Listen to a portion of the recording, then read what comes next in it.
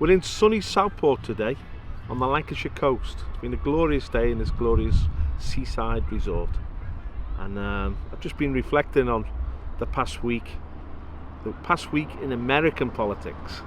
Now, as a British politician, Harold Wilson, he said a week's a long time in politics, and how true is that? I mean, a week ago people were starting to assess what a Biden presidency would mean in America.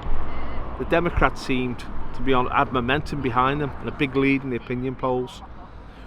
But Trump has had a great week. He's reasserted his leadership.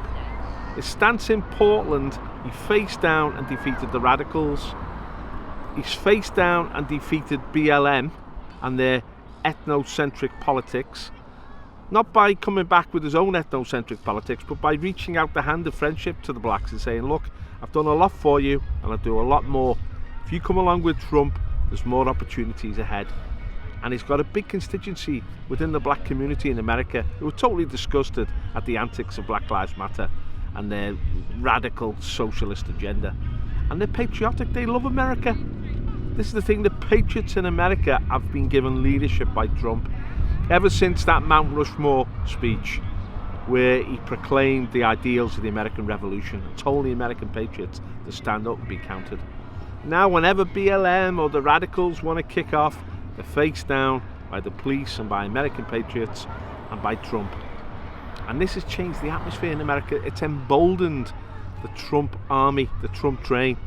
I mean, now across America, people are displaying their Vote Trump signs. They're mobilizing for Trump. They're going door to door. His army, his base, 65 million strong, is kicked into action. And there's also great economic news. There's been a big bounce back in terms of job creation in America.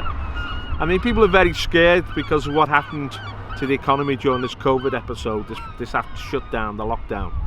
And they want Trump at the wheel, steering the economy forward. You know that Biden, with his radical left-wing agenda, with his green economy notions, with his call for more and more taxation, higher and higher taxation, that's not going to release enterprise in America. That's not going to revive the American economy. That's going to put the American middle class in a very difficult position. And it's very threatening to people, his economic proposal. So they're looking to Trump, because Trump, before COVID, had a fantastic economic record. America was growing at 4% per annum. He really revived the American economy. He got investment flowing in. And that's what people want. They want economic prosperity to return. And Trump's the man for that. So the polls have moved back towards him. And he cut back on Biden's lead, and now he's actually taken the lead in a number of polls. He's edged ahead. America wants Trump. And also the issues over immigration. The Democrats, the radical leftists, who've been, won all their sort of caucus votes to get back in their positions. They want to open the border again. They want the immigrants to flood in from the third world, from Latin America, Africa. And put pressure on the American economy, put pressure on American housing. Trump said, no, we're going to be a proper nation with proper strong borders. That's the first duty of a politician, to secure the nation's borders. And Trump can be trusted in that because he's already done it. He's got a track record that he can campaign on. So at every level now, Trump's support is mobilizing. And I said 2 weeks ago, don't write Trump off. He's a maestro. Trump is a maestro politically, and we're seeing it in America. And I'm confident now that he's going to win this election. I mean, the Democrats are playing games. They want this mail-in voting, and they want it now, before Trump's momentum really develops. They don't want Biden to have to challenge Trump in these debates. Already they're saying to Biden, maybe you shouldn't go head-to-head with Trump. Maybe it's not a good idea, because Biden is shot. We saw him the last couple of days talking about the fact that he doesn't take cognitive tests after previously saying he does. Talking about he counter-attacked against the interviewer and said, are you on cocaine? Are you a junkie? What a strange thing to say. And then when he said he was going to prove his mental fitness to the American public, he actually fumbled over his words.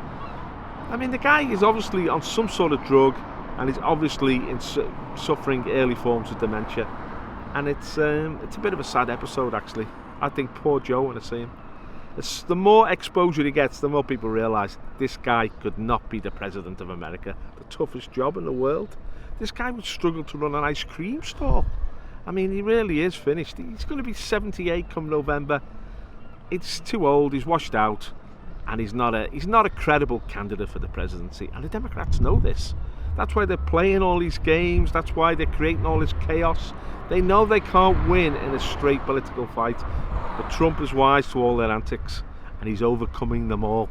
And the Republican Party, you can feel the renewed confidence, the renewed optimism. They're going to get the base out.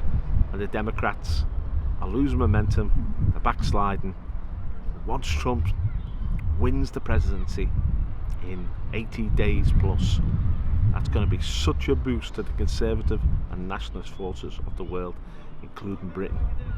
I mean, this will give Boris a backbone, and it'll put the EU on its back foot, because Trump's not very fond of the EU. So there's great things ahead, great optimism now going up to November. As the autumn begins to develop, we're going to see Trump get stronger and stronger, and the Democrats getting more and more desperate.